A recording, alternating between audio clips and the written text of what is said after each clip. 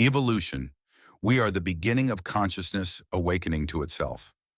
Kundalini is the mechanism nature uses to break the illusion of separation. It is the alchemy that transforms a human into a realized soul. And when enough of us awaken, not just intellectually, but energetically, a shift begins in collective awareness.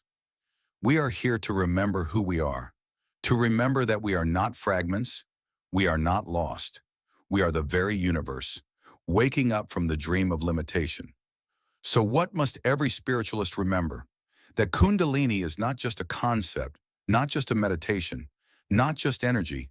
She is the primordial intelligence of the cosmos, curled up within your spine, waiting to awaken you to the truth, that you were never broken, that you were never separate, that everything you seek is already within you. And when she rises, so do you. Now is the time to no longer fear your own power, to no longer sleep through your own awakening, to no longer live from the outside in, but from the inside out. Because the serpent is not here to control. She is here to liberate. And the only question left is, are you ready to awaken? But awakening is only the beginning. Once Kundalini rises, you do not arrive, you begin. The real journey starts not in the light, but in the dark. Because light without grounding becomes illusion. And many seekers, drunk on their first spiritual visions, lose touch with reality.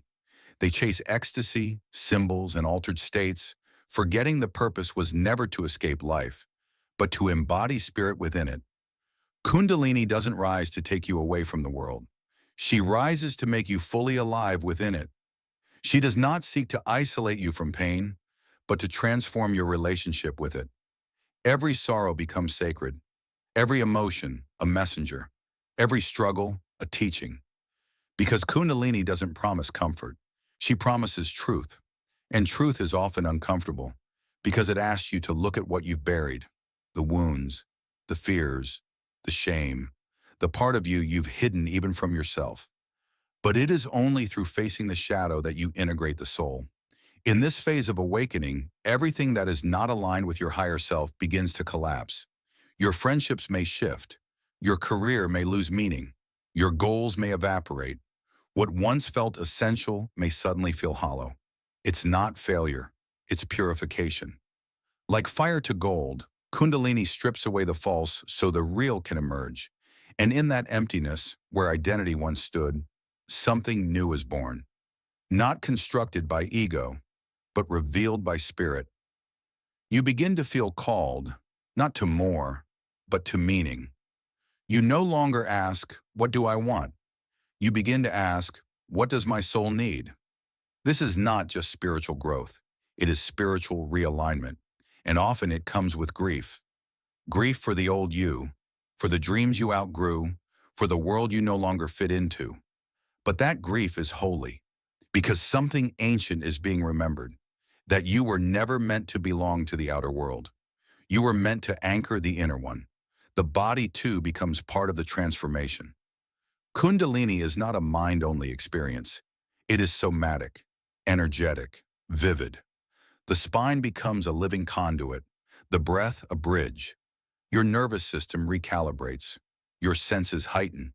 You may feel intense heat or shivering cold, involuntary movements or inner pressure, spontaneous mudras, tears or laughter. None of this is abnormal. It is the body learning to hold a new frequency. But this requires care, grounding, stillness, nature, pure food, gentle movement. Ancient sages spent years preparing the body for this activation, for good reason. Because the body is not separate from the soul, it is the soul's instrument. And when tuned properly, it becomes a divine channel. This is why true awakening is humble. The more you open, the more reverent you become. Not because you are special, but because you finally understand how sacred life is. Many ask, can Kundalini be dangerous? The answer is, only when forced. Kundalini cannot be manipulated like a technique. She responds to readiness, not desire. She rises not when the mind demands, but when the soul surrenders. This is why ancient traditions emphasize devotion, bhakti, trust. Because no matter how intense the symptoms, no matter how chaotic the passage, Kundalini is never here to harm you. She is intelligent. She is conscious. She is your own essence, awakening you from within. But the ego fears surrender. It wants to stay in control. And that resistance creates suffering. You are not being punished. You are being stripped of illusion. And in the ashes of that destruction, your truest self begins to emerge. Calm, clear, and infinite. You realize the goal was never to awaken Kundalini. The goal was to awaken through her. And then something miraculous happens. You begin to feel life differently. Your perception expands. A tree is no longer just a tree. It is a mirror of the sacred. A stranger's eyes reflect your own being. You see symbols in dreams, feel messages in silence. Your intuition becomes sharper than thought. Your compassion deepens, not because you try, but because you see through the veil. You understand suffering, not intellectually, but energetically. And in that understanding, judgment dissolves. You begin to forgive, not because others changed, but because you did. This is the flowering of the heart, the true sign of awakening. Not visions, not powers, but love. Unshakable, raw, and radiant love for all life. Because the same force rising in you is rising in everyone, even if they don't know it yet. You start to serve, not to earn virtue, but because it is natural. You speak truth, not to impress, but because you can't do otherwise. You walk gently, not out of fear, but because everything feels holy. This is what it means to live with awakened Kundalini, not a spiritual high, a spiritual embodiment, grounded, soft, and powerful. You become a bridge between worlds, the visible and the invisible, the temporal and the eternal. You become the teacher you once sought, not because you have answers, but because you've walked through the fire and returned whole, and your presence itself becomes healing. This is the final secret. Kundalini does not make you more than human. She makes you fully human, and that is the greatest miracle of all. So when someone asks, "What is Kundalini?" tell them it is not a thing. It is a return, a remembrance, a resurrection of your soul's deepest knowing. It is the pathless path, the serpent winding through time, calling you home. And when she rises, you will lose everything that is false. But in its place, you will gain everything that is true.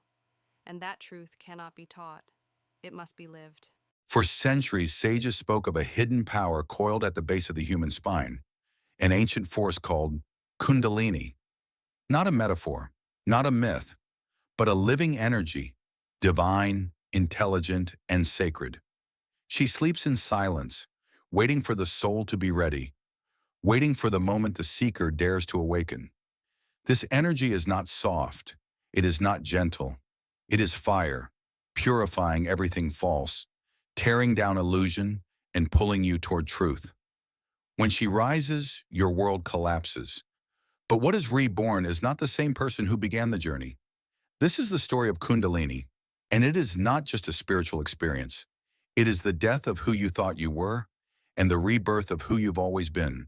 Every spiritualist must know this truth, because this is the path of awakening. But what happens after Kundalini awakens?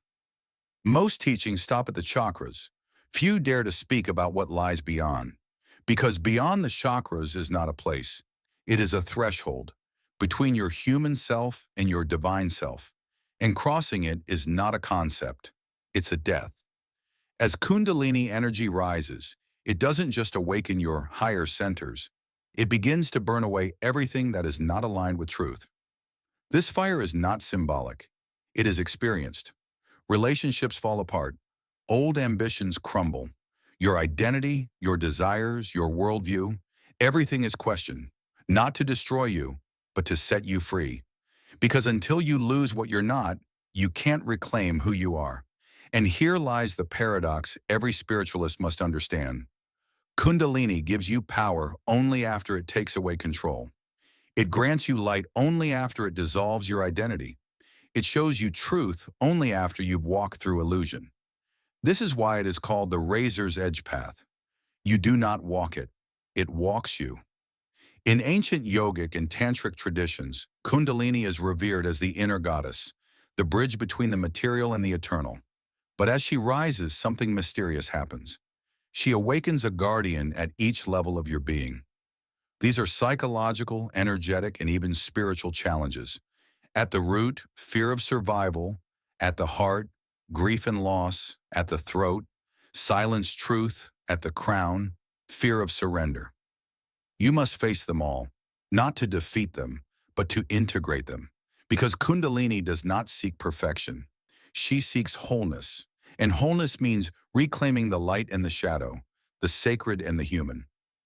At the crown, Sahasrara, something extraordinary happens. Shakti, the ascending life force, merges with Shiva, the still and infinite consciousness. This is not mythology. It is the ancient science of non-dual awareness. You no longer perceive separation. You no longer seek the divine. You are the divine. Your perception becomes pure. Time dissolves. You are in the body, but no longer limited to it. You see with the eye behind the eyes. This is the secret behind the halo, the third eye, the sacred silence of sages. It is not imagination. It is direct experience. And this union is the goal of every true spiritual path, not to worship God outside of you, but to become one with the God within. Once upon a time, this knowledge was sacred, taught only in silence, passed from master to student in deep trust. But in the modern world, Kundalini has been misunderstood, commercialized, or worse, treated like a spiritual upgrade. This is not a tool. It is a sacred force, older than time, more intelligent than the mind, and far more dangerous if misused. Without preparation, awakening can lead to psychological breakdown, physical imbalance, ego inflation, or spiritual delusion. That's why ancient traditions emphasize purity, humility, guidance, and surrender before initiation. And yet, the world is remembering again, because even though the outer world is louder than ever, the inner world has begun to stir. You may not know it, but if Kundalini has begun to awaken in you, you might feel sudden waves of bliss or sadness without cause, tingling, heat, or movement along the spine, vivid dreams, symbols, or inner visions. Deep intuitive knowing that defies logic, a longing to return to something you can't name, but feel in your bones. You're not imagining it. You're remembering. The serpent has stirred. One of the greatest misconceptions is that Kundalini is about escaping the body. But in truth, it is the exact opposite. Kundalini seeks to make the body a temple. She does not rise through denial. She rises through embodiment, through presence, breath, and surrender. This is why ancient yogis practiced asanas and pranayama, not to stretch, but to prepare the vessel. Because once Kundalini awakens, the body becomes a conduit for higher frequencies. And unless it is purified, the energy can overwhelm. So she rises slowly, intelligently, with purpose. Your job is not to force her, but to listen, trust, and align your life with truth.